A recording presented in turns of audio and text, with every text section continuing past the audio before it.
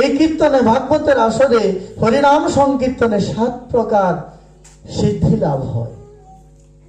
সেই 7 প্রকার সিদ্ধিতে প্রথমেই প্রভু বলেছেন চেত দর্পণ মার্জনম। স্বয়ং গৌরাঙ্গ মহাপ্রভু নিজের মুখে এই শ্লোকটি বলেছেন, চেত দর্পণ মার্জনম। চেত মানে চিত্ত, চিত্ত মানেই মন। যেটা বললাম যে মনের 4 প্রকার রূপ, মন, বুদ্ধি, চিত্ত, অহংকার।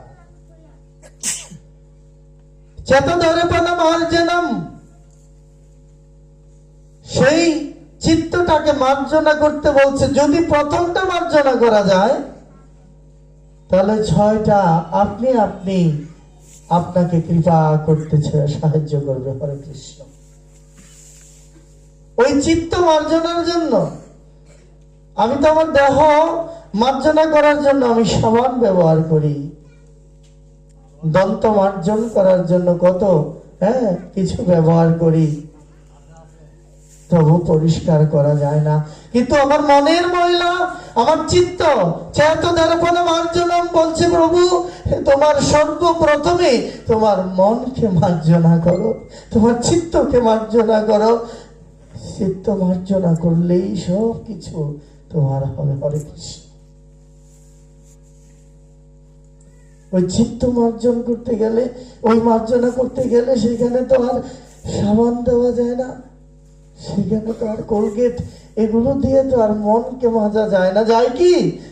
যায় না। সেখানে তাহলে বলছে সে মনকে যদি তুমি মার্জনা করতে চাও তাহলে এমন সাধু গুরু বৈষ্ণবের চরণ ধুলি মাখো, বৈষ্ণবের সেই চরণ ধুলি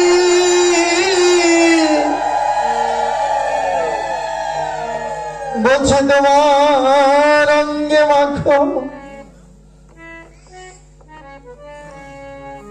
এই যে ভক্তি লতা, যে বীজ গুরু তোমায় দিয়েছেন, ওই ভক্তিলতার গুড়ায় ওই মাটি দেওয়া, জল দেওয়া কিভাবে দিতে হয়? গুরু কৃপা করে আমার মনকে স্থির করে আগাছাগুলো পরিষ্কার করে যে ভক্তিলতা বীজ রোপণ করে দিয়েছেন, বলছে বাবারে সেখানে মাটি দিস, জল দিস, ঠিক মতো সেবা করিস, একদিন গুরু কৃপায় সেই ভক্তি উপজয় হবে। হরে কৃষ্ণ। তাই সেই গুরু, সেই ভক্তিলতা, সেই বীজের গোড়ায় মাটি এবং জল যদি সিঞ্চন করতে চান, এইভাবে যে কোনো মাটি কি মাথায় দিলে কি আমার মনের সেই ভক্তিলতার গোড়ায় কি মাটি পড়বে? আমার উপরে যদি মাটি ঢালি, কয়েক সেই পাথি দিয়ে যদি আমি মাটি ঢালি আমার উপরে, তো আমার ভিতরে যে গুরু যে কৃপা করে যে ধন আমায় কন্যা দিলেন, যে ভক্তিলতা বীজ আমায় রোপণ করে দিয়ে গেলেন, ওই গোড়ায় কি মাটি পড়বে? বুঝি না, সেই গোড়ায় এই মাটি পড়ে না। তাহলে গুরু বলছেন তোমার ওই গোড়ায় যদি তুমি মাটি দিতে চাও তাহলে তুমি সাধু গুরু বৈষ্ণবের চরণ ধুলি অঙ্গে জড়াও। যদি তুমি ওই ভক্তিলতার গোড়ায়, ওই গাছের গোড়ায় যদি তুমি জল দিতে চাও তাহলে বাহিরের জল ঢাললে হবে না রে বাবা। দেহ পরিষ্কার হবে, স্নান হবে, মনের দেহের ময়লা দূরে যাবে। সেই জল ঢাললে, সেই জল সেবা করলে এটাও সেই গোড়ায় পড়ে না রে বাবা।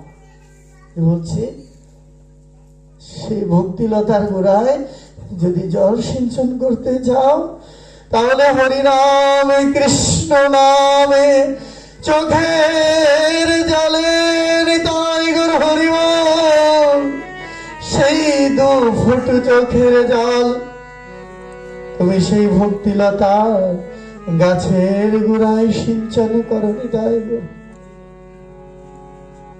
তাই বলছে সাধুগুরু বৈষ্ণব সঙ্গে একমাত্র সেই মাটি আর সেই জল তোমার ভক্তি সেই লতায় সেই গোড়ায় দেওয়া যায়।